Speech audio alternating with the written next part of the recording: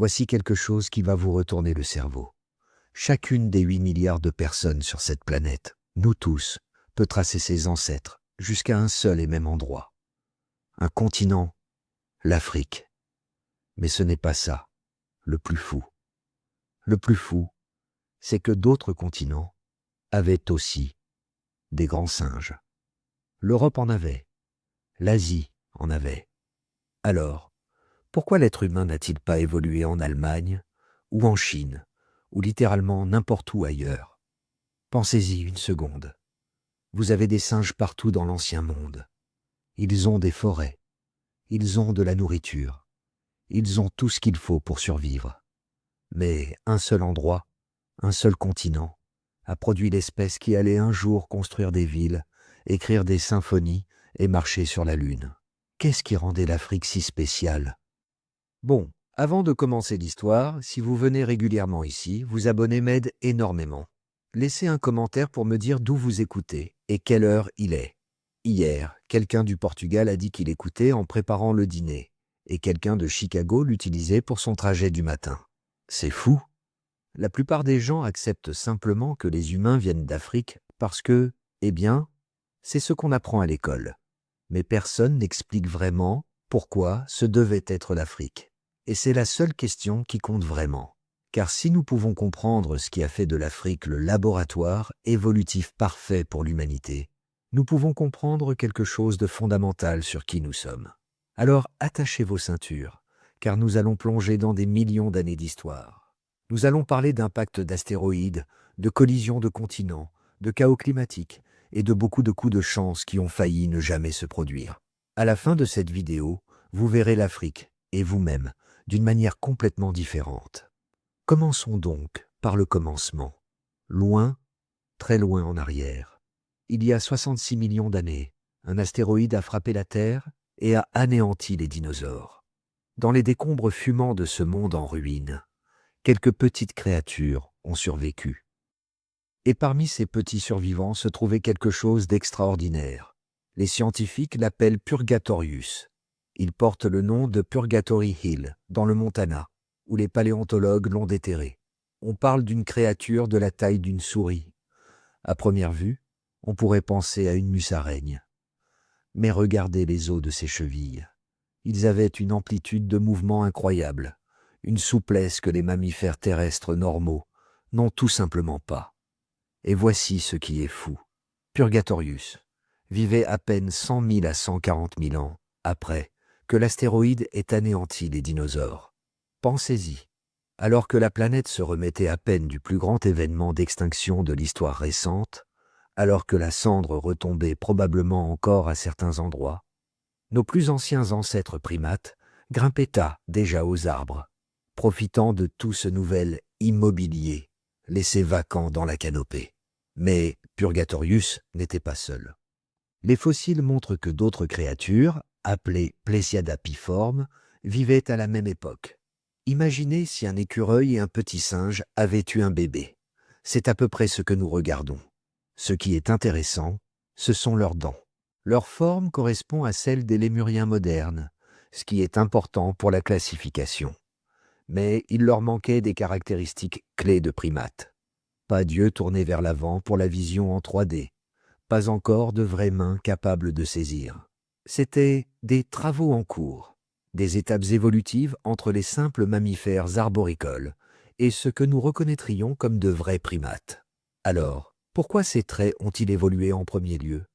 Quelle a été la pression évolutive qui a transformé un petit mammifère aléatoire en ancêtre des singes, des grands singes, et finalement de nous? Les scientifiques ont examiné différentes idées. Au début, les gens pensaient que c'était simple. Ces créatures s'adaptaient à la vie dans les arbres. Fin de l'histoire. Mais cela ne tient pas vraiment la route, car beaucoup d'autres espèces vivent dans les arbres et n'ont pas évolué en primates. Les écureuils, par exemple, s'en sortent très bien sans yeux frontaux, ni pouces opposables. Ensuite, il y a l'hypothèse de la prédation visuelle. Celle-ci est assez cool. Elle suggère que les premiers primates ont évolué en chasseurs d'insectes furtifs. Pensez-y. Si vous essayez d'attraper des insectes rapides sur des branches, vous avez besoin d'une excellente perception de la profondeur. Vous avez besoin d'une capacité de saisie précise pour les attraper. Des yeux frontaux et des doigts agiles seraient des avantages massifs. Mais attendez, ce n'est pas tout. À peu près à la même époque où ces premiers primates évoluaient, les plantes à fleurs modernes, appelées angiospermes, explosaient sur toute la planète. Soudain, il y avait des fruits et des fleurs partout, créant de toutes nouvelles sources de nourriture. La vision des couleurs vous aiderait à repérer ce fruit rouge mûr parmi les feuilles vertes.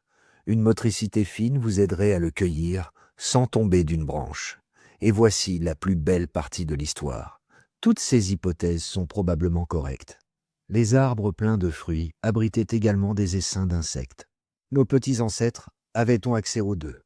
C'était probablement une combinaison de ces trois pressions qui a créé la soupe évolutive parfaite. Chacune d'elles poussait l'anatomie et le comportement des primates dans la même direction, vers une meilleure vision, vers plus de dextérité et vers de plus gros cerveaux pour coordonner le tout. Il y a environ 55 millions d'années, nous avons eu la vraie affaire, les vrais primates, appelés euprimates. Ce sont des créatures comme les adapidés et les homomidés, et ils ont l'ensemble complet des traits de primates. Des yeux tournés vers l'avant pour la perception de la profondeur, des mains et des pieds préhensiles avec des ongles au lieu de griffes, des articulations d'épaules et de poignets plus flexibles, et des cerveaux relativement plus gros que leurs prédécesseurs. Ces traits ont ouvert des portes écologiques qui, un jour, mèneraient jusqu'à nous. Mais c'est ici que l'histoire prend un tournant que la plupart des gens ne connaissent pas, n'est-ce pas? La prochaine étape cruciale de l'évolution des primates ne s'est pas du tout déroulée en Afrique. Nos premiers ancêtres primates, comme Purgatorius, avaient donc conquis les arbres. Ils avaient développé une meilleure vision, des mains plus agiles et des cerveaux plus gros. Ces traits ont ouvert la porte à l'évolution future, une porte qui allait un jour mener jusqu'à nous. Mais c'est ici que l'histoire prend un tournant que la plupart des gens ne connaissent pas. La prochaine étape cruciale, l'émergence des primates supérieurs, appelés anthropoïdes, les ancêtres de tous les singes, grands singes et humains, ne s'est pas du tout déroulée en Afrique. Pendant des décennies, nous avons supposé que l'Afrique était le berceau de chaque étape de notre évolution. Mais les fossiles sont des indices têtus, et ils nous racontent une histoire différente. Vers 40 millions d'années, les premiers vrais anthropoïdes apparaissent dans les archives fossiles. Et devinez où le plus ancien fossile d'anthropoïde a été trouvé? En Chine. Cette créature incroyablement petite est appelée Eosimias, ce qui signifie le singe de l'aube. C'est un fossile minuscule, mais crucial. Son os du talon, très court, nous dit qu'il se déplaçait à travers les arbres d'une manière très similaire aux singes modernes, et non comme les primates plus anciens. D'autres découvertes de fossiles au Myanmar et au Pakistan l'ont confirmé. L'Asie, et non l'Afrique, a été le point de départ de ce groupe de primates. C'est le premier grand rebondissement de notre enquête. Le berceau de nos propres ancêtres supérieurs était l'Asie. Mais attendez, si notre lignée a commencé en Asie, comment est-elle arrivée en Afrique, le continent qui, nous le savons, est devenu le lieu de naissance de l'humanité? C'est le premier grand mystère. Si vous ne connaissiez pas l'histoire géologique de la Terre, vous pourriez penser qu'ils ont simplement migré par voie terrestre. Vous pourriez les imaginer grimpant de branche en branche, à travers une vaste canopée de jungle, reliant les continents. Mais non. L'Afrique et l'Asie n'étaient pas connectées par la Terre. Elles étaient séparées par un ancien océan immense, appelé la mer Tétis. Cet océan reliait ce qui est aujourd'hui l'Atlantique et l'océan Indien, créant une barrière massive pour de petits primates arboricoles. Alors, comment ont-ils traversé? C'est là que la géologie devient complètement folle. Vous savez comment la soupe chauffe dans une casserole? Le liquide chaud monte du fond, se refroidit à la surface et redescend. Le manteau terrestre fait à peu près la même chose, mais avec de la roche en fusion, sur des millions d'années. La matière chaude des profondeurs de la planète monte vers la surface, poussant et tirant les plaques de la croûte sur lesquelles nous vivons. Lorsque ces panaches de chaleur frappent le dessous de la croûte, ils peuvent donc soulever des chaînes de montagnes entières ou créer des chapelets d'îles volcaniques.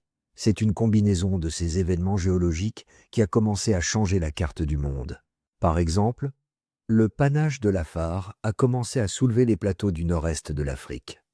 Au même moment, Les plaques tectoniques africaines et arabiques, poussées par la chaleur montante, ont commencé à dériver vers le nord. Elles ont fini par entrer en collision avec le bord sud de l'Eurasie. Cette collision a soulevé des montagnes, en Turquie et en Iran. Mais surtout, elle a créé de nouvelles terres. De la matière volcanique est montée des profondeurs, se solidifiant en îles.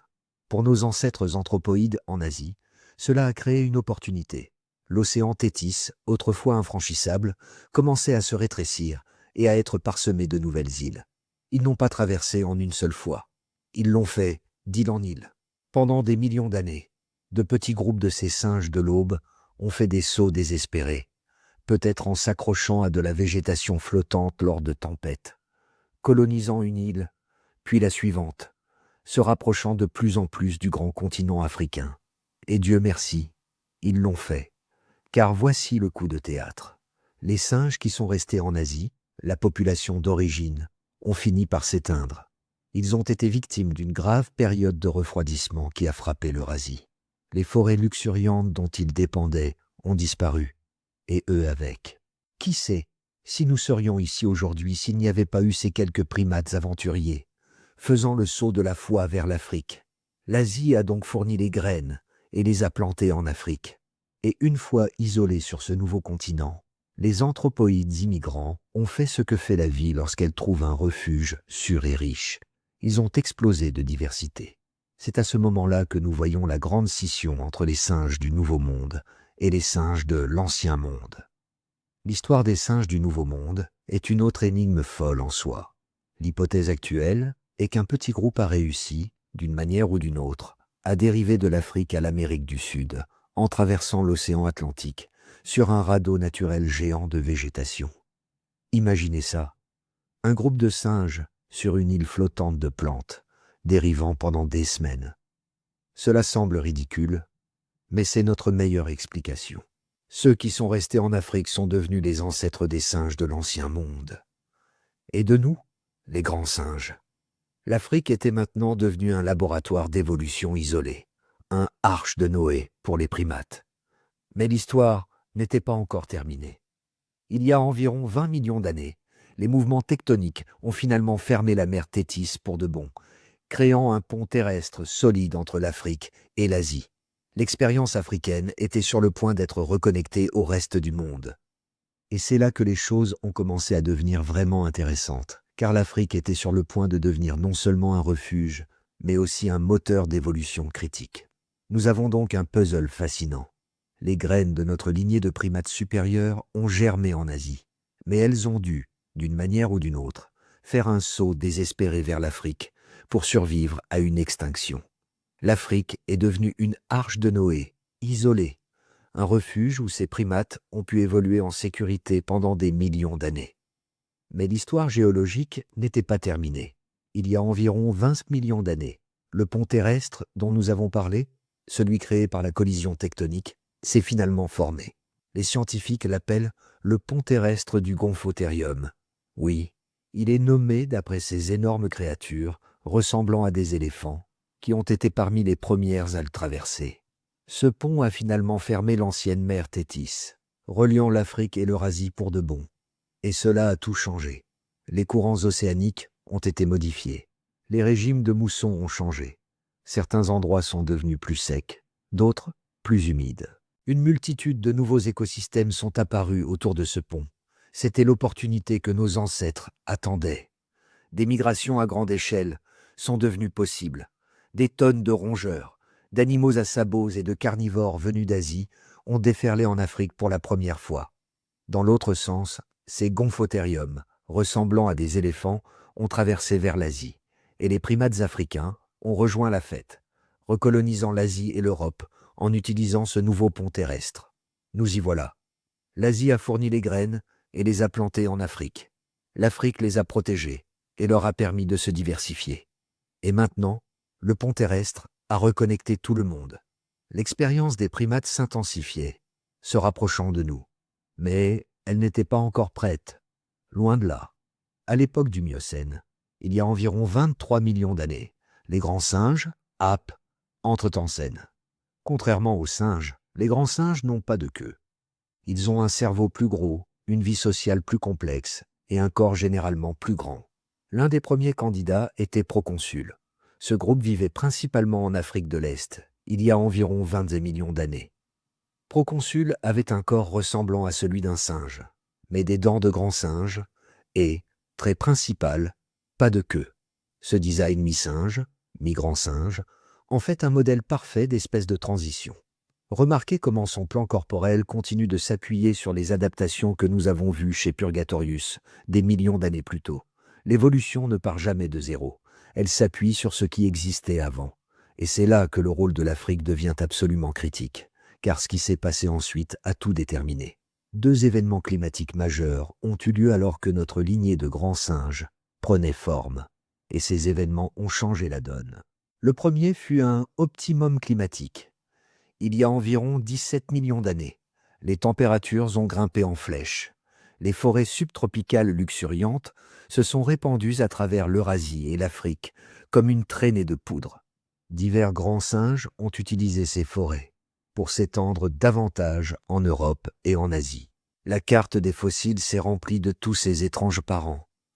Nous voyons des singes des marais en Espagne, des singes forestiers en Hongrie, et des formes asiatiques qui allaient un jour donner naissance aux orang-outans. C'était un paradis pour les grands singes. Pendant quelques millions d'années, ces créatures étaient partout, prospérant dans des conditions chaudes et humides. Mais rien ne dure éternellement. Une période de refroidissement brutal a frappé à la fin du Miocène. Les températures ont chuté, et cela a anéanti la plupart des grands singes eurasiens. L'une des victimes fut Dryopithecus. Cette pauvre espèce s'en sortait très bien en Europe il y a environ 12 à 9 millions d'années. Les fossiles montrent qu'il avait la taille d'un chimpanzé, avec de longs bras et des doigts incurvés pour se balancer. Son cerveau était comparable à celui d'un chimpanzé. Ses dents étaient très simiesques, adaptées pour mâcher des fruits. Les scientifiques peuvent même dire, grâce à l'émail de ses dents, que Dryopithecus grandissait lentement, ce qui est un trait important de la lignée des grands singes. Pensez autant qu'il faut à un humain pour devenir adulte. Cette longue enfance est essentielle à la croissance de nos grands cerveaux. Dryopithecus montrait les premiers signes de ce schéma. Mais malgré ces nouvelles adaptations, Dryopithecus n'a pas pu résister aux changements climatiques drastiques. La période de refroidissement a asséché les forêts européennes luxuriantes. Leurs habitats ont progressivement rétréci, et finalement, ils se sont éteints. Toute une série d'autres singes européens ont suivi, disparaissant des archives fossiles les uns après les autres. Résultat, seule l'Afrique et certaines parties de l'Asie du Sud-Est sont restés comme refuge pour les grands singes.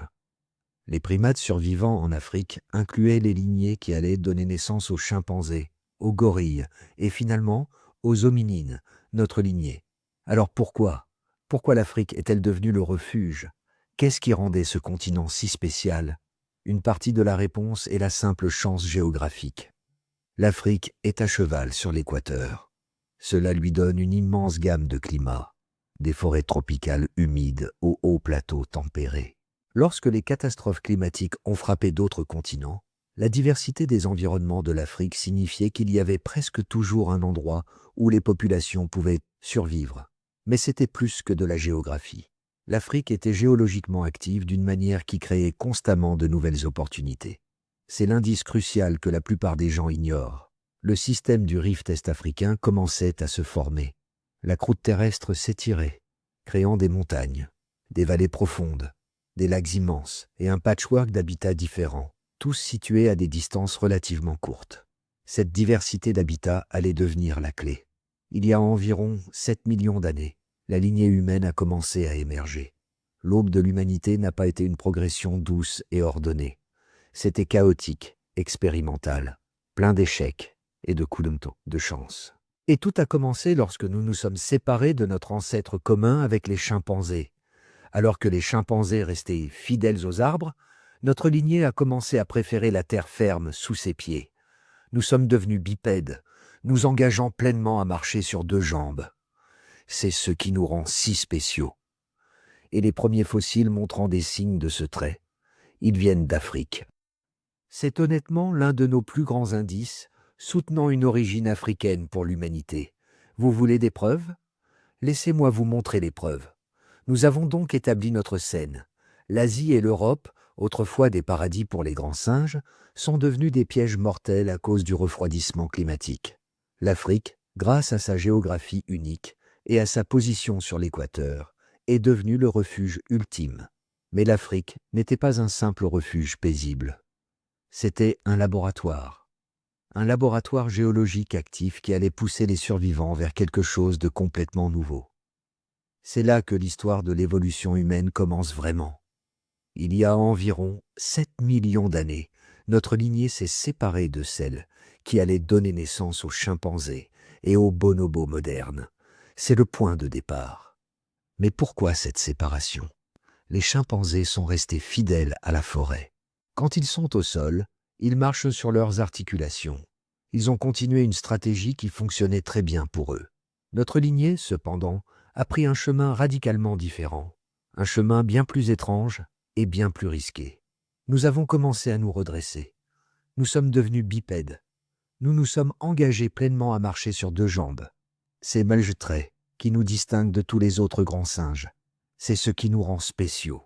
Avant les gros cerveaux, avant les outils, avant le langage, il y a eu la marche.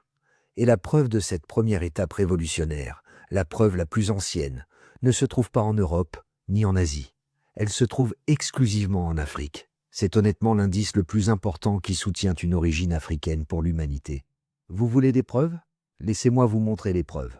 Le premier exemple, et le plus ancien, est une espèce appelée Sahelanthropus tchadensis. Il apparaît au Tchad, il y a presque 7 millions d'années. La découverte a été annoncée en 2002 par une équipe française, et elle a fait l'effet d'une bombe dans la communauté scientifique. Pourquoi?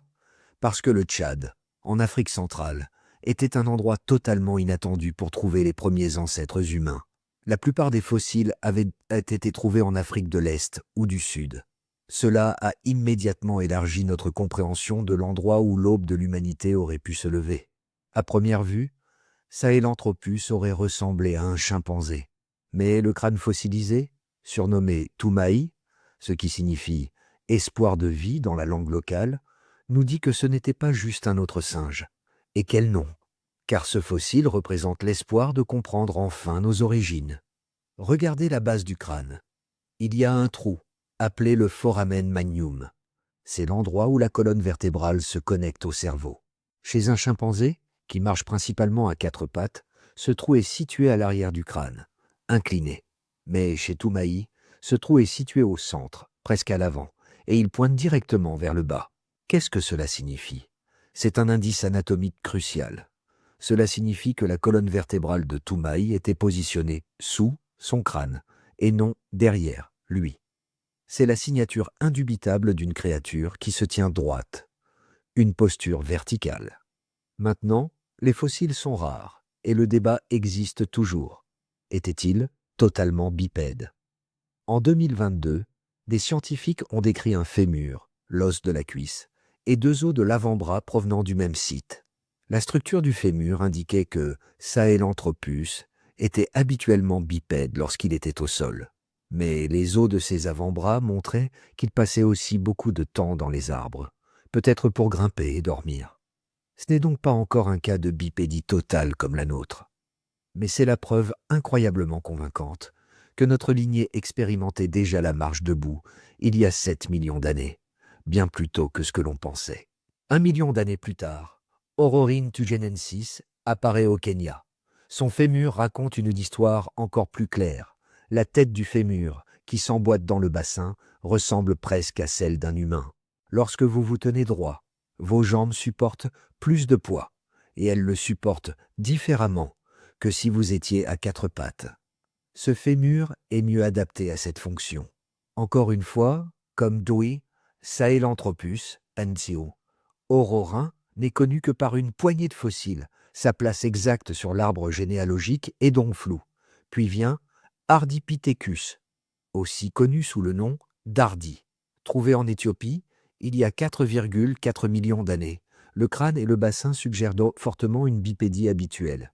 Les indices clés sont le foramen magnum avancé, un bassin en forme de bol, plutôt que plat, et des genoux qui rentrent légèrement vers l'intérieur. Ces caractéristiques aident à stabiliser le poids du haut du corps lorsqu'on marche debout. Pourtant, le pied d'Hardy conserve un gros orteil largement divergent, un orteil opposable, parfait pour s'agripper aux branches. Pensez à Hardy comme à un véhicule multi-usage, comme le dit votre script de démonstration. Construit pour rouler au sol, mais toujours excellent pour faire du tout-terrain dans les arbres. Cela a un sens parfait d'un point de vue évolutif. On n'abandonne pas des adaptations réussies du jour au lendemain.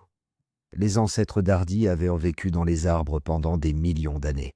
Ses capacités d'escalade étaient toujours précieuses, même si la marche au sol devenait de plus en plus importante. L'Afrique était donc le théâtre de ces expériences, le laboratoire. Mais pourquoi? Pourquoi ce besoin de marcher debout est-il apparu ici, et seulement ici? La réponse se trouve dans le laboratoire lui-même, le rift est-africain.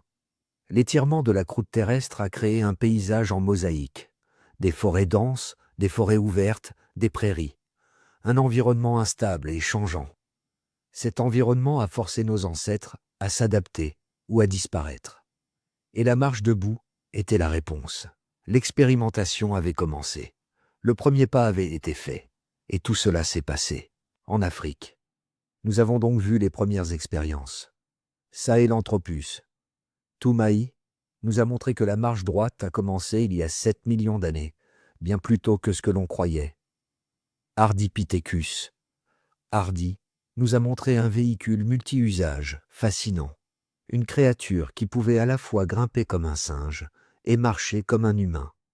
L'Afrique était le laboratoire et la bipédie était l'expérience. Mais ces fossiles étaient fragmentaires. Pour vraiment clore le dossier, les scientifiques avaient besoin de quelque chose de plus. Ils avaient besoin d'une preuve irréfutable. Et ils l'ont trouvée. Hardy a été suivi par un genre entier d'hominines connus sous le nom d'Australopithèques. Ce groupe est crucial. Avec autant d'espèces différentes, nous ne pouvons pas toutes les couvrir. Mais elles ont vécu en Afrique de l'Est et du Sud pendant une période incroyablement longue, d'il y a environ 4 millions d'années à 1 million d'années. Et elles partagent toutes des signes évidents de bipédie habituelle, avec beaucoup des mêmes traits qu'Hardy. Mais concentrons-nous sur une espèce en particulier. Australopithecus afarensis. Vous la connaissez peut-être sous un autre nom, Lucie. La découverte de Lucie, le 24 novembre 1974, dans la région de Hadar en Éthiopie, a changé le monde. Le paléoanthropologue américain Donald Johanson et son étudiant Tom Gray exploraient un ravin. Johanson a repéré un petit morceau d'os de coude qui sortait de la terre. Son pouls s'est accéléré. Il a immédiatement su que ce n'était pas un singe. C'était un hominine. Alors que l'équipe commençait à fouiller la zone, ils ont trouvé de plus en plus de fragments. Ils ont réalisé qu'ils étaient en train de découvrir quelque chose d'extraordinaire. Un squelette. L'excavation complète a pris 3 semaines, et quand ils ont eu terminé, ils avaient environ 40% d'un seul individu. À l'époque, cela faisait de Lucie à la fois le plus ancien et le plus complet des ancêtres humains jamais trouvés. Le squelette a reçu son surnom parce que cette nuit-là, au camp, la chanson des Beatles, Lucy in the Sky with Diamonds, passait en boucle. Quelqu'un a suggéré de l'appeler Lucie, et le nom est resté. Lucie était minuscule, mesurant à peine 1,10 m, soit la taille d'un enfant de 4 ou 5 ans. Mais ce n'était pas une enfant. Ses dents de sagesse étaient ressorties, nous disant qu'elle était pleinement adulte lorsqu'elle est morte. Mais voici ce qui a tout changé. Son squelette était la preuve irréfutable que nous cherchions. Comme Hardy, elle avait encore des bras relativement longs par rapport à ses jambes, ce qui suggère qu'elle passait encore du temps dans les arbres. Mais ne vous y trompez pas. Lucie marchait sur 2 pieds. Son bassin était court et large, en forme de bol, conçu pour soutenir un torse droit. Ses genoux rentraient vers l'intérieur, exactement comme les nôtres, pour maintenir l'équilibre sur une seule jambe, à chaque pas. Sa colonne vertébrale avait les courbes nécessaires pour supporter une posture droite. Lucie était la preuve ultime que la bipédie est venue bien avant les gros cerveaux. Joe, son crâne n'était pas plus gros que celui d'un chimpanzé, mais son corps était construit pour marcher. Et si les os de Lucie ne suffisaient pas, nous savons qu'elle marchait avec certitude grâce à une autre découverte incroyable faite à peu près à la même époque, sur un site appelé l'Etoli, en Tanzanie. L'équipe de Marie Liquet y a trouvé quelque chose qui a stupéfié tout le monde. Des empreintes de pas, de véritables empreintes de pas, conservées dans la cendre volcanique, datant de 3,6 millions d'années. Ce n'étaient pas n'importe quelles empreintes. Elles avaient été clairement laissées par des créatures marchant debout. Les empreintes montrent que ces hominines marchaient en frappant d'abord le talon, puis en transférant leur poids sur la plante du pied, avant de pousser avec leurs orteils. Exactement comme vous et moi. Les traces racontent aussi une histoire de vie de famille, montrant peut-être des jeunes suivant les pas de leurs parents. C'est une chose de regarder des os et de deviner comment un animal se déplaçait. C'en est une autre de voir les véritables empreintes qu'ils ont laissées. C'est ici que l'affaire est bouclée. L'Australopithèque faisait littéralement des pas de géant vers l'homme moderne. Et toutes ces preuves, Sahelanthropus, Aurorin, Ardipithecus, Australopithecus et les empreintes de l'Aetoli pointent vers une seule et même conclusion indéniable. L'expérience de la bipédie, le premier pas qui nous a séparés des singes, s'est produite exclusivement en Afrique. Mais cela nous amène à la question inévitable. Pourquoi? Pourquoi ces espèces ont-elles commencé à marcher sur deux pieds en premier lieu? Pourquoi abandonner une adaptation réussie à la vie dans les arbres? Il devait y avoir une incitation évolutive, une pression immense pour forcer un tel changement radical. Et cette pression, elle aussi, était unique à l'Afrique. Nous avons donc la preuve irréfutable. Les os de Lucie et les empreintes de pas de l'Etoli ont fermé le dossier. La bipédie, l'acte de marcher debout, est née en Afrique, et elle est apparue bien avant les gros cerveaux. L'Australopithèque se déplaçait d'une manière qui nous est étrangement familière. Mais cela nous amène à la question inévitable. Pourquoi? Pourquoi diable une espèce a-t-elle commencé à marcher sur deux pieds en premier lieu? Pour commencer, leur corps était en quelque sorte préadapté à cela. Un corps construit pour grimper aux arbres, comme celui de nos ancêtres, est en fait mieux adapté pour passer à la bipédie que pour marcher à quatre pattes sur les articulations. Cela semble être une contradiction, mais naviguer dans les arbres demande une certaine habitude d'être orienté verticalement. Vous vous hissez constamment, vous vous tenez en équilibre sur les branches, vous tendez les bras au-dessus de votre tête. Comparez cela à un renard, dont le corps est presque toujours orienté horizontalement. Mais comme le dit le dicton, on ne répare pas ce qui n'est pas cassé. Si tout allait bien dans les arbres, ces anciens hominines n'auraient peut-être jamais évolué. Il devait y avoir une incitation évolutive, une pression immense pour changer.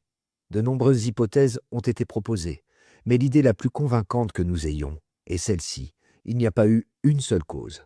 C'était un ensemble de pressions qui ont poussé certains singes à se redresser. Et une fois que cela a fonctionné, c'est resté. Plusieurs hypothèses s'emboîtent parfaitement. Le moteur initial était très probablement un changement environnemental radical qui se produisait en Afrique, et seulement en Afrique. Nous avons déjà mentionné ce moteur géologique, le rift est-africain. Alors que la croûte terrestre s'étirait, elle a fait plus que créer des montagnes et des vallées. Elle a changé le climat. Les forêts tropicales denses et continues qui couvraient autrefois le continent ont commencé à reculer. Elles ont été remplacées par des forêts plus clairsemées et des prairies. Au lieu d'un supermarché de canopées continues, nos ancêtres se sont retrouvés dans un monde de bosquets, d'arbres, séparés par de vastes océans d'herbes. C'est le laboratoire dont nous avons parlé. Et ce nouveau monde a créé un tout nouvel ensemble de problèmes. Le premier problème, la nourriture.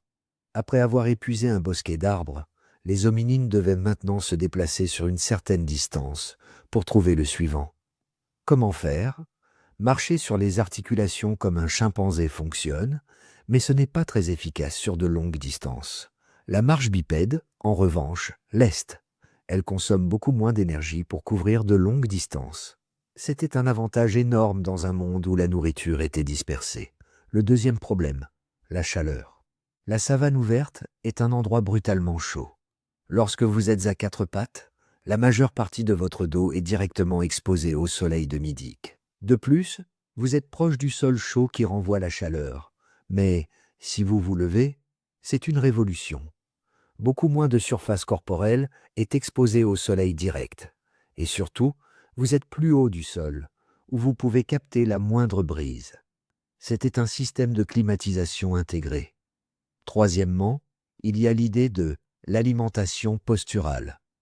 Peut-être que tout a commencé simplement parce que les singes se levaient sur leurs pattes arrière pour atteindre et saisir de la nourriture, comme les fruits sur les branches basses. Pensez-y. Avant de passer au prochain bosquet d'arbres, il aurait été utile de maximiser votre apport en calories là où vous étiez. Atteindre ces fruits difficiles d'accès aurait favorisé une posture droite. C'est peut-être pourquoi beaucoup de ces hominines, comme hardis, ont conservé leur capacité de grimpeur pour saisir cette nourriture en hauteur. Enfin, il y a l'hypothèse de l'approvisionnement. Celle-ci ajoute des pressions sociales, de type humain, au mélange. Transporter de la nourriture, des nourrissons ou des outils aurait été beaucoup plus efficace une fois les mains libérées de la locomotion. Imaginez essayer de porter votre bébé tout en marchant à quatre pattes. Ce n'est pas facile. Mais levez-vous, et soudain, vos bras sont disponibles pour transporter ce précieux chargement.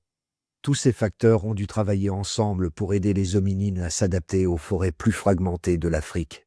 C'est ce continent qui offrait le cadre parfait pour que ces pressions se manifestent à plusieurs reprises. Différentes populations dans différentes régions, toutes confrontées à des défis similaires, toutes arrivant à des solutions similaires. Comparez cela aux orang-outans. Ils sont un exemple de réussite à long terme de la vie dans les arbres. Leur lignée s'est séparée des grands singes africains il y a des millions d'années. Ils ont migré vers les forêts tropicales d'Asie du Sud-Est et y sont restés. Ils ont évolué en grands singes lents, avec de très longs bras et des mains en forme de crochet pour s'agripper aux branches. L'anatomie de l'orang-outan favorise toujours la vie dans la canopée. Leurs conditions de forêt tropicale sont restées relativement stables. Il y avait donc peu de pression sélective pour adopter une nouvelle vie au sol. Pas de pression significative, pas de nouvelles adaptations radicales. Contrairement à l'histoire stable des orang-outans, les premiers hominines en Afrique étaient engagés sur une voie évolutive très différente. Ces espèces représentent les premiers marcheurs bipèdes de la lignée humaine, et les fossiles confirment qu'elles sont apparues en Afrique. Mais nous n'avons pas de preuves suffisantes qu'une seule d'entre elles était notre ancêtre direct. Sahelanthropus, Aurorin, Ardipithecus, Australopithecus. Ils nous montrent tout ce qui était possible, ce qui était essayé. Mais pour tracer une ligne directe jusqu'à nous, cela demande de regarder notre propre genre. Notre genre, le genre Homo. Nous avons donc un dossier solide. L'Afrique a été le laboratoire. Le climat unique et la géologie du rift est-africain ont créé des pressions qu'on ne trouvait nulle part ailleurs. Ces pressions ont forcé une lignée de grands singes à faire quelque chose de radical, se lever et marcher sur deux pieds. Les os de Lucie et les empreintes fantomatiques de l'Étolie sont les preuves irréfutables que cette expérience révolutionnaire a eu lieu et qu'elle a réussi. Mais l'histoire ne s'arrête pas là. Marcher debout était une solution brillante à un problème, se déplacer dans une forêt fragmentée. Mais cela a créé une conséquence qui allait tout changer. Pour la première fois dans l'histoire de la vie, un animal avait libéré ses mains de la corvée de la marche. Pendant des millions d'années, les ancêtres de Lucie, comme Hardy, avaient utilisé leurs mains pour grimper. Lucie elle-même avait probablement encore de longues mains courbées pour s'agripper aux branches la nuit. Mais au sol, ses mains étaient libres. Libres de faire quoi? Libres de porter de la nourriture, libres de porter des bébés. Et finalement, libres de saisir, de manipuler et de créer. C'est ici que nous quittons le genre Australopithèque et que nous devons regarder notre propre genre, le genre Homo. Et devinez quoi? Les premiers membres de notre genre apparaissent. Oui, en Afrique. Et c'est là que les choses deviennent vraiment spécifiques à nous. Rencontrez Homo habilis. C'est le plus ancien membre connu de notre genre. Il vivait principalement en Afrique de l'Est Et ces fossiles sont datés d'un peu après 3 millions d'années. Son nom signifie « l'homme habile », et pour une bonne raison. Accompagnant les fossiles de cette espèce, on trouve certaines des premières preuves d'outils en pierre systématiquement fabriqués. Les scientifiques les appellent les choppers, Ashro, Oldowayen.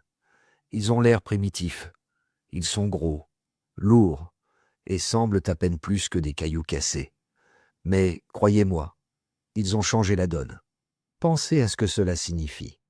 Pendant 3,5 milliards d'années, la vie sur Terre a utilisé les outils qu'elle avait, des dents, des griffes, des cornes. Pour la première fois dans l'histoire de la planète, un animal modifiait systématiquement son environnement avec des objets manufacturés. Il ne se contentait pas d'utiliser un bâton ou une pierre qu'il trouvait. Il façonnait une pierre pour un usage futur spécifique. C'est un saut cognitif d'une ampleur stupéfiante. Cela demande une prévoyance. Cela demande de comprendre la physique, comment la pierre se casse. Et cela demande des mains agiles, des mains libérées par des millions d'années de bipédie. Mais attendez, l'histoire est encore plus folle. Récemment, au Kenya, des scientifiques ont trouvé des outils encore plus anciens. Les choppers de Lomekwi. Ils datent de 3,3 millions d'années. C'est plus vieux que les plus anciens fossiles d'Homo habilis. Qui les a fabriqués? Le mystère reste entier. Était-ce un australopithèque tardif, comme Lucie? Était-ce un Homo précoce que nous n'avons pas encore trouvé? Nous ne le savons pas. Mais ce que cela nous dit, c'est que l'idée de fabriquer des outils était dans l'air, en Afrique, bien plus tôt que nous le pensions. C'est la preuve que la bipédie, les pieds, a conduit directement à la technologie, les mains. Mais pourquoi? Pourquoi fabriquer ces outils? Pour chasser le mammouth? Non, pas encore. La réponse est bien plus simple et plus intelligente. Le charognage. Ces choppers n'étaient pas des lances. C'étaient des couteaux de boucher. Ils étaient conçus pour une chose, couper la viande, et surtout, briser les os. L'Afrique, avec ses vastes troupeaux et ses grands prédateurs, comme les lions à dents de sabre, était pleine de carcasses. Après qu'un lion ait mangé à sa faim, il restait une carcasse, Homo habilis. Et ses contemporains, armés de ces outils, pouvaient se précipiter, découper rapidement des morceaux de viande et faire ce qu'aucun autre animal ne pouvait faire, briser les os longs pour atteindre la moelle osseuse. La moelle osseuse est une bombe calorique. C'est de la pure énergie, riche en graisse. C'est le carburant parfait pour un organe qui consomme énormément d'énergie. Un organe qui commençait à grossir, le cerveau. C'est la boucle de rétroaction qui a tout changé. Un climat changeant en Afrique a forcé la bipédie. 2. La bipédie a libéré les mains. 3. Les mains libres ont fabriqué des outils. 4. Les outils ont permis d'accéder à la viande et à la moelle. 5. Cette nouvelle alimentation riche en énergie a permis à notre cerveau de grossir.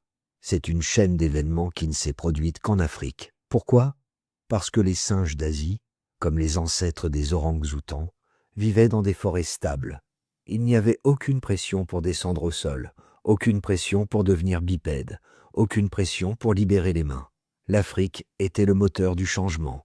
Et après, Homo habilis vint Homo erectus.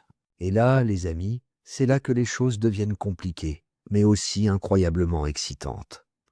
Homo erectus est le premier hominine qui semblerait presque humain si vous le voyez aujourd'hui. Il était en permanence bipède, sans aucune adaptation persistante à la grimpe. Il avait des jambes plus longues que ses bras, l'inverse des hominines précédents, et son cerveau était beaucoup plus gros. Nous parlons d'un saut massif. L'Australopithèque, Lucie, avait un cerveau de 400 à 500 cm3. Homo erectus avait une moyenne de 900 à 1000 cm3. Ce n'est pas encore notre moyenne, de 1300 à 1500 cm3, mais c'est un changement énorme. Mais voici la caractéristique la plus importante d'Homo erectus.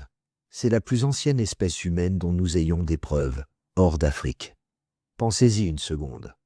Toutes ces espèces dont nous avons parlé, Sahelanthropus, Ardipithecus, Australopithecus, Homo habilis, elles sont toutes confinées à l'Afrique. Mais Homo erectus? Ces gars-là ont voyagé. On pense qu'une combinaison de leurs outils plus avancés, les bifaces acheléens, et de leur stratégie de chasse, leur a donné la capacité d'entreprendre de vastes migrations. Il y a 1 800 000 d'années, Homo erectus était déjà sur le site de Dmanisi, en Géorgie, le pays, pas l'État américain. Il apparaît en Indonésie, l'homme de Java, à peu près à la même époque. Cette large portée crée des maux de tête pour les scientifiques qui essaient de les classer. Mais voici le point crucial. Les plus anciens fossiles, de Homo erectus, proviennent toujours d'Afrique, plus précisément autour du lac Turkana, au Kenya.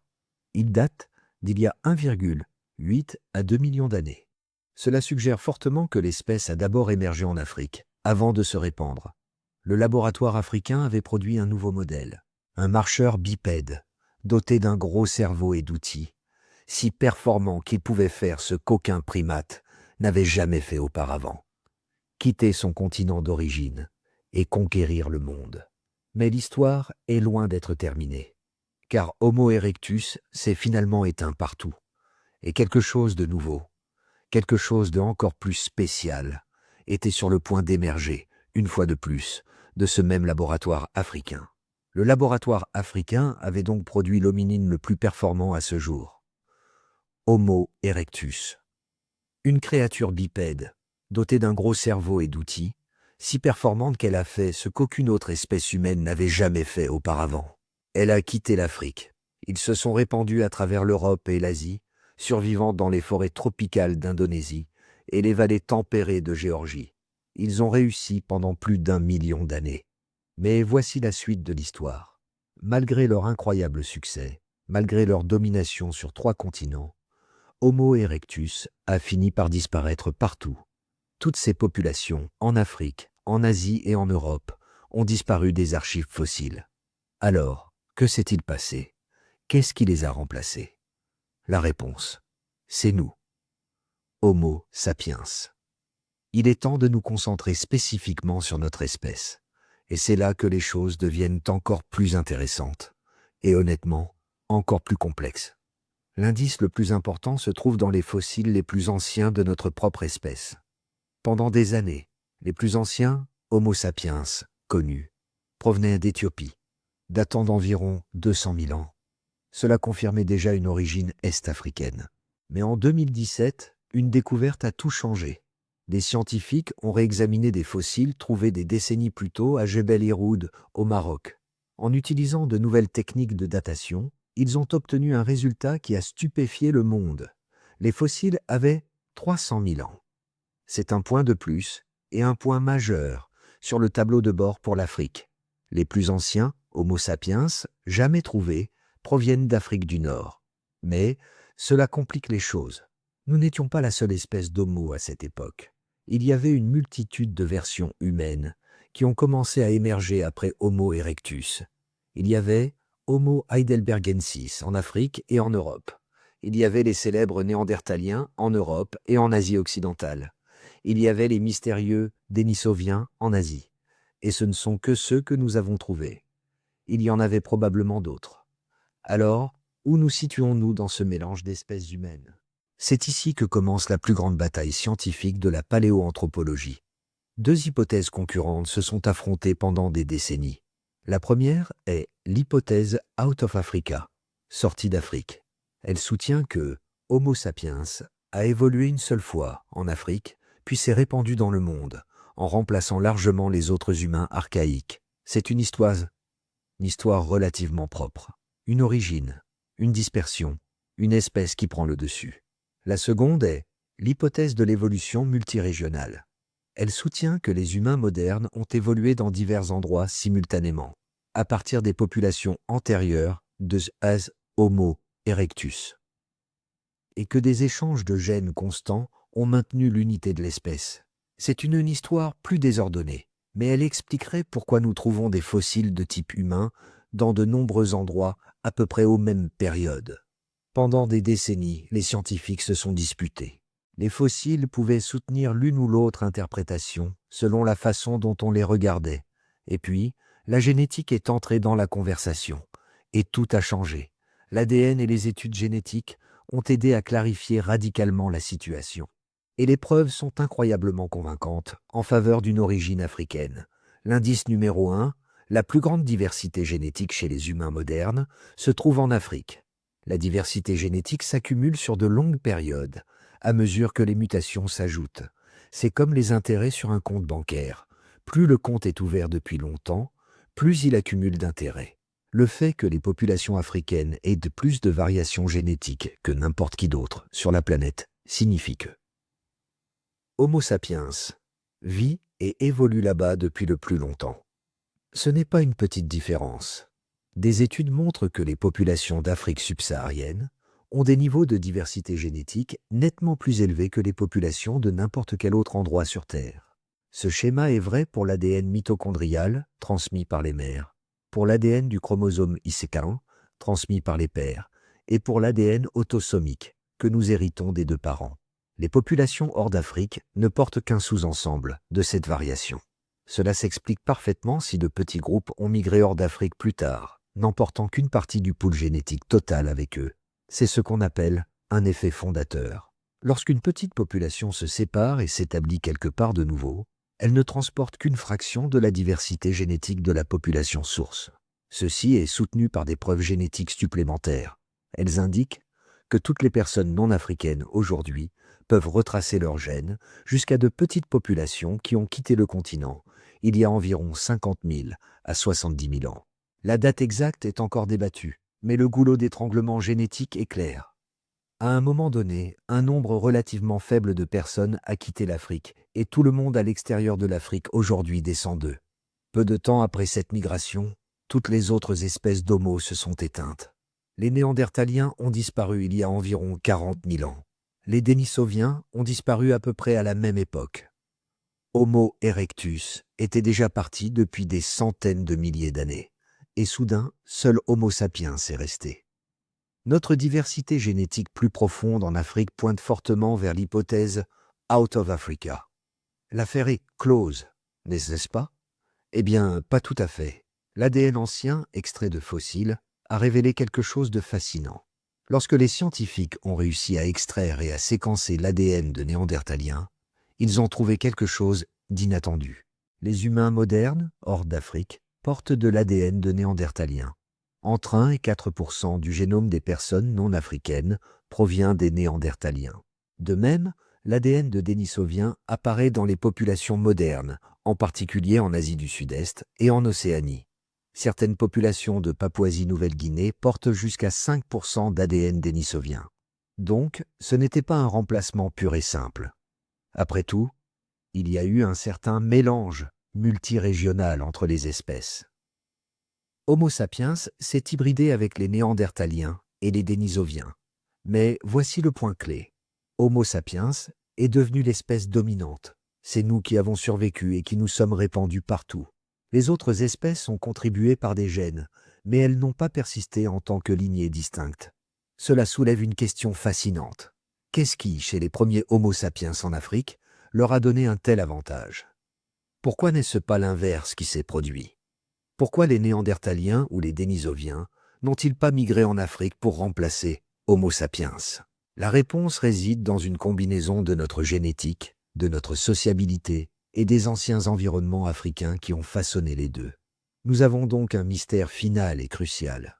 L'Afrique a été le berceau de toutes les étapes clés, la bipédie, les premiers outils, et finalement notre propre espèce, Homo sapiens, il y a 300 000 ans. Mais pendant la majeure partie de ce temps, nous n'étions pas seuls. Le monde était peuplé d'autres humains, tout aussi intelligents. Les Néandertaliens en Europe, les Denisoviens en Asie.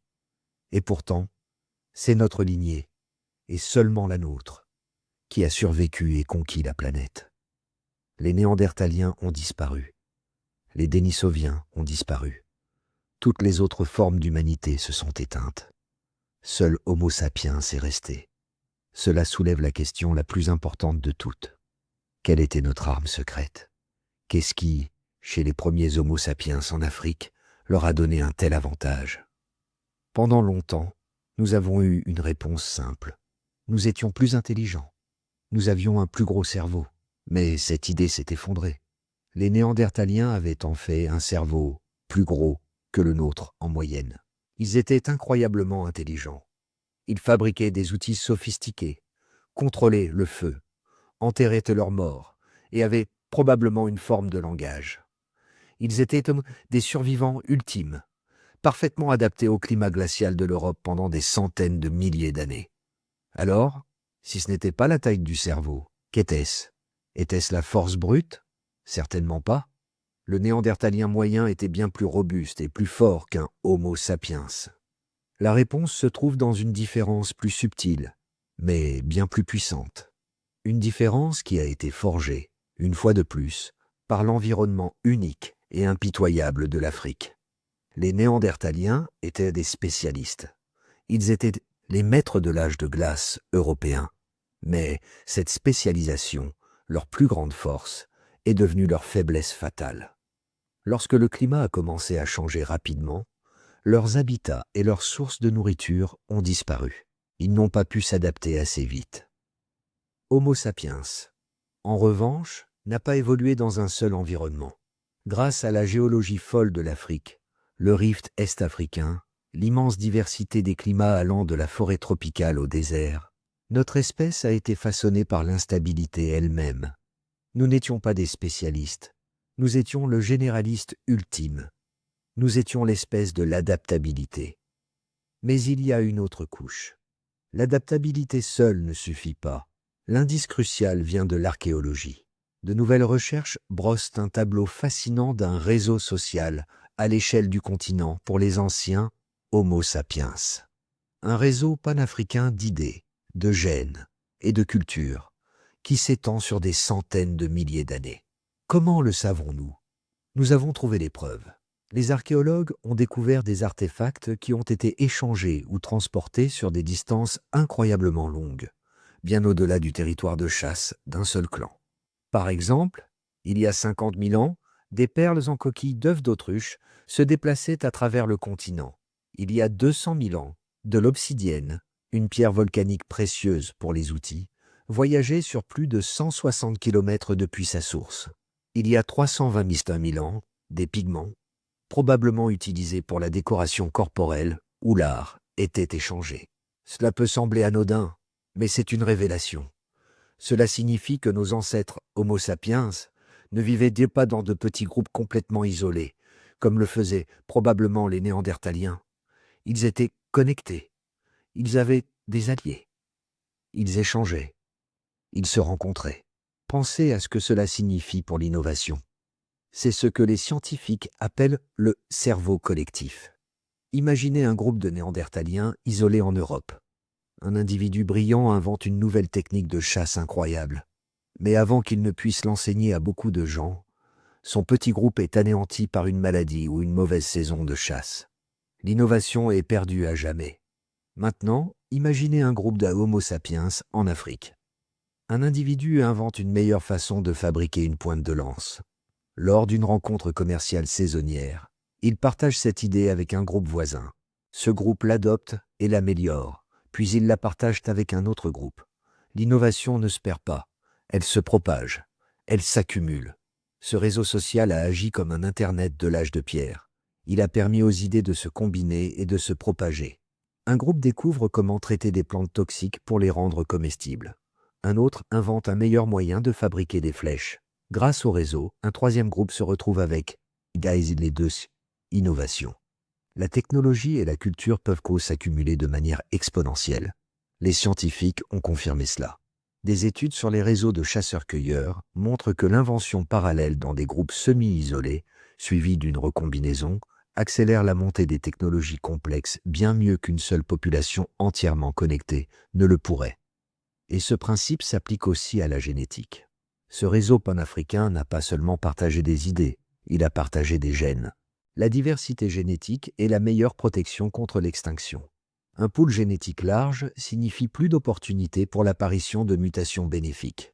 Plus de variations signifie de meilleures chances que quelqu'un dans la population ait la bonne combinaison de gènes pour survivre lorsque les conditions changent, comme une nouvelle maladie ou une sécheresse. Les Néandertaliens, dans leurs petits groupes isolés, étaient souvent consanguins et génétiquement fragiles. Homo sapiens. en Afrique, grâce à ce vaste réseau, étaient génétiquement diversifiés et robustes. Les scientifiques appellent cela l'évolution en mosaïque. La biologie et la culture humaine moderne n'ont pas émergé d'une seule tribu ou d'un seul endroit en Afrique. Elles ont émergé de nombreuses populations interagissant, se mélangeant, partageant et rivalisant à travers tout le continent. Nous devons donc notre adaptabilité à cette variation. Et c'est cette adaptabilité, forgée dans le creuset africain, qui nous a donné l'avantage décisif. Lorsque les petits groupes des Homo sapiens ont finalement quitté l'Afrique il y a 50 000 à 70 000 ans, ils n'étaient pas nécessairement plus forts que les Néandertaliens qu'ils ont rencontrés. Mais ils étaient différents, ils étaient plus flexibles, ils étaient capables de s'adapter à de nouvelles situations plus rapidement. Et surtout, ils étaient porteurs de ce logiciel social, la capacité d'apprendre les uns des autres, de former des réseaux plus larges et de propager les innovations à travers ces réseaux. Lorsque Homo sapiens a rencontré les Néandertaliens en Europe, nous n'étions peut-être pas plus intelligents individuellement, mais notre culture était plus intelligente. Notre réseau était plus intelligent. Nous étions une espèce plus flexible, plus connectée socialement, et c'est ce qui a fait toute la différence. Notre histoire est donc longue, s'étendant sur des millions d'années. Mais les preuves soutiennent massivement une origine africaine. Les fossiles pointent vers l'Afrique. Les outils en pierre s'y accumulent en premier. La génétique montre la diversité la plus profonde en Afrique. L'Afrique est devenue le refuge lorsque le reste du monde est devenu hostile. Et enfin, les changements climatiques et géologiques spectaculaires en Afrique ont fourni les pressions exactes nécessaires pour transformer un singe bipède en un cerveau collectif adaptable, capable de conquérir le monde. Notre histoire est donc longue, s'étendant sur des millions d'années et des centaines de milliers de générations. Mais la prépondérance écrasante des preuves, des fossiles, de la génétique et de l'archéologie soutient une origine africaine pour l'humanité. Les fossiles pointent vers l'Afrique. La marche bipède, la première étincelle d'humanité, y est apparue avec Sahelanthropus et s'est perfectionnée avec Lucie. Les outils en pierre y ont été inventés en premier. La génétique montre la diversité la plus profonde et la plus ancienne en Afrique. Les raisons de tout cela sont complexes et interconnectées. Cela a commencé avec les premiers primates s'adaptant à un monde post-dinosaure complexe. Puis des événements tectoniques massifs ont permis aux descendants des singes asiatiques de trouver refuge en Afrique, les gardant à l'abri des extinctions qui ont anéanti leurs parents eurasiens. L'Afrique est devenue une arche de Noé, un refuge où les lignées de primates pouvaient persister. Mais l'Afrique n'était pas un simple refuge passif. C'était un moteur de changement. Les bouleversements climatiques spectaculaires, alimentés par la formation du rift est-africain, ont fourni les pressions exactes nécessaires pour transformer un singe arboricole en un marcheur bipède. La transition des forêts continues aux forêts morcelées a créé une pression sélective pour un déplacement efficace sur de longues distances. La bipédie était la réponse. Et enfin, l'immense diversité environnementale de l'Afrique, des forêts tropicales aux hauts plateaux, des savanes saisonnières au désert, a poussé Homo sapiens à développer une variation immense. Différentes populations se sont adaptées à différentes conditions, puis ont partagé leurs innovations à travers un vaste réseau panafricain. Cela a créé l'espèce la plus adaptable de la planète. Non pas la plus forte, non pas la plus rapide, mais la plus flexible, la plus capable d'apprendre et de survivre à tout ce que la nature lui lançait. Lorsque de petits groupes de Homo sapiens ont finalement quitté l'Afrique il y a 50 000 à 70 000 ans, ils portaient cette adaptabilité avec eux. C'était leur arme secrète. Elle leur a permis de prospérer là où d'autres humains, comme les Néandertaliens spécialisés dans le froid, ont fini par échouer. Mais la science est bâtie sur la remise en question du statu quo. Nous devons garder l'esprit ouvert. Alors, que se passerait-il si nous n'avions pas évolué en Afrique? Quels sont les meilleurs arguments contre taille 2, une origine africaine? Il y a quelques défis à ce récit standard. Le premier concerne un singe du Miocène vivant en Europe qui nous fait reconsidérer certaines hypothèses. Cet animal, qui fait les gros titres, s'appelle Danuvius. Il vivait en Allemagne il y a environ 11 millions d'années. Ses restes squelettiques ont donné aux chercheurs un rare aperçu détaillé de la façon dont certains singes anciens se déplaçaient. Danuvius avait de longs membres avant et arrière, des poignets et des chevilles mobiles, suggérant qu'il pouvait à la fois grimper et adopter une posture droite sur ses pattes arrière. C'est une forme de locomotion provocatrice. Pourquoi est-ce important?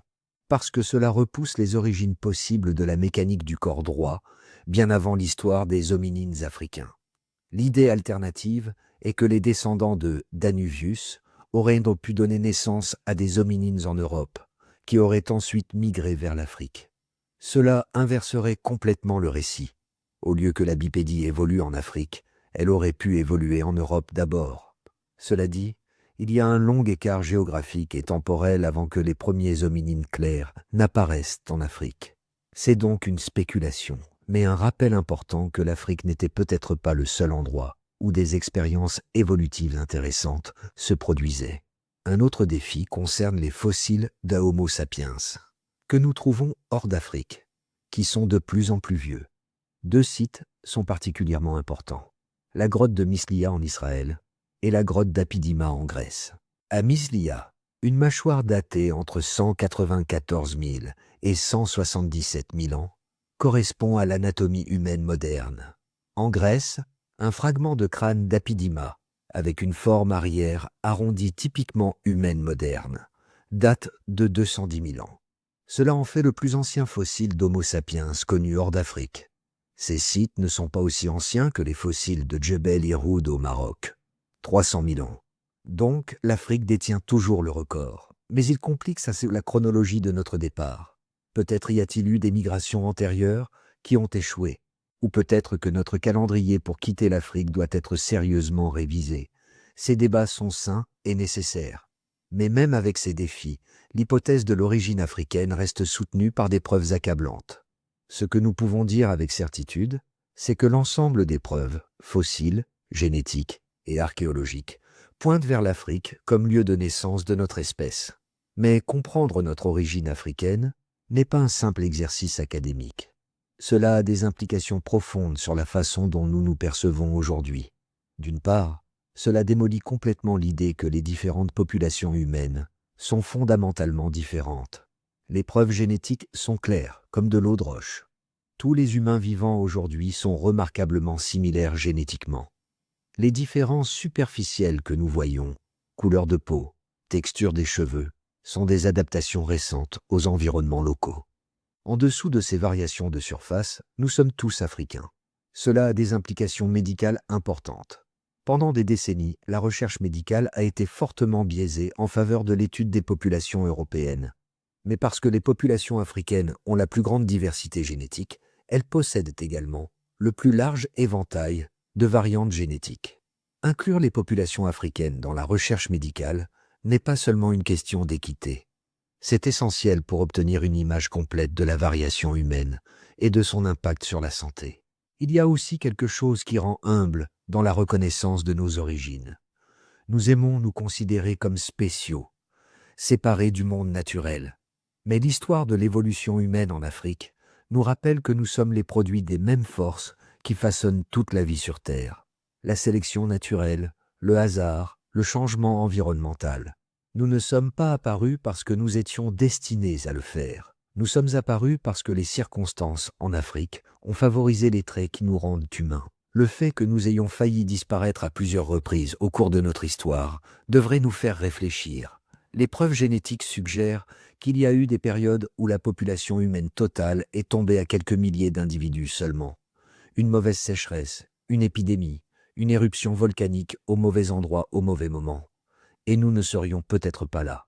Nous avons survécu non pas parce que nous étions les plus forts, mais parce que nous étions adaptables et chanceux. C'est une leçon à retenir. À une époque de changement environnemental rapide, le changement climatique modifie notre planète plus vite qu'à presque n'importe quel autre moment de ces derniers millions d'années. Nos ancêtres ont eux aussi été confrontés à des bouleversements climatiques. Ils ont survécu en étant flexibles, en innovant, en coopérant en groupes plus larges et en se déplaçant vers de nouveaux territoires lorsque les anciens devenaient inhospitaliers. Nous avons la même capacité d'adaptation. La question est de savoir si nous l'utiliserons sagement. Notre héritage africain nous a donné des capacités incroyables pour résoudre les problèmes et travailler ensemble. Mais il nous a aussi donné une tendance à nous diviser en groupes, et à entrer en compétition pour les ressources. Le réseau panafricain qui a permis à nos ancêtres de prospérer était basé sur le commerce, la coopération et l'échange d'idées à travers de vastes distances. Dans un monde globalisé, nous devons étendre ce réseau à l'échelle planétaire. Nos cerveaux et nos corps sont toujours ceux de nos ancêtres, chasseurs-cueilleurs. Nous sommes adaptés pour vivre en petits groupes, pour l'activité physique, pour une alimentation variée. Nous ne sommes pas évolués pour être assis sur des chaises de bureau, fixer des écrans et manger des aliments transformés. Ce décalage explique une grande partie de nos problèmes de santé modernes. Oui, nous avons évolué en Afrique. Les fossiles le prouvent. La génétique le confirme. Mais plus important encore, l'Afrique a fait de nous ce que nous sommes. Elle nous a donné l'adaptabilité pour nous répandre à travers le monde, la créativité pour transformer chaque environnement et l'intelligence sociale pour construire des civilisations. Nous portons l'Afrique avec nous partout où nous allons, dans nos gènes, dans nos os, dans le câblage fondamental de nos cerveaux. Nous sommes tous, nous tous, des Africains. Certains d'entre nous ont juste des ancêtres qui ont quitté la maison il y a longtemps. Et c'est peut-être la leçon la plus importante. Nous sommes une seule espèce, une seule famille, un seul peuple. Ce qui nous unit est bien plus profond que ce qui nous divise. Lorsque vous regardez un autre être humain, n'importe lequel, vous regardez un cousin lointain. Nous descendons tous des mêmes petites populations en Afrique. Nous portons tous l'héritage de millions d'années d'évolution. Nous faisons tous face aux mêmes défis. L'histoire de l'évolution humaine en Afrique n'est pas seulement une question de passé. C'est une question de présent et d'avenir. Le même continent qui a donné naissance à l'humanité a encore beaucoup à nous apprendre sur la résilience, l'adaptation et le pouvoir de la diversité. Alors que nous regardons vers l'avenir, nous ferions bien de nous souvenir de nos origines, non pas comme une source de division, mais comme un rappel de ce dont nous sommes capables lorsque les circonstances exigent le meilleur de nous-mêmes. L'Afrique nous a rendus humains autrefois. D'une certaine manière, nous devons la laisser nous rendre à nouveau humains. Car quels que soient les défis à venir, nous les affronterons en tant qu'une seule espèce, une seule famille, un seul peuple. Tous des enfants de l'Afrique.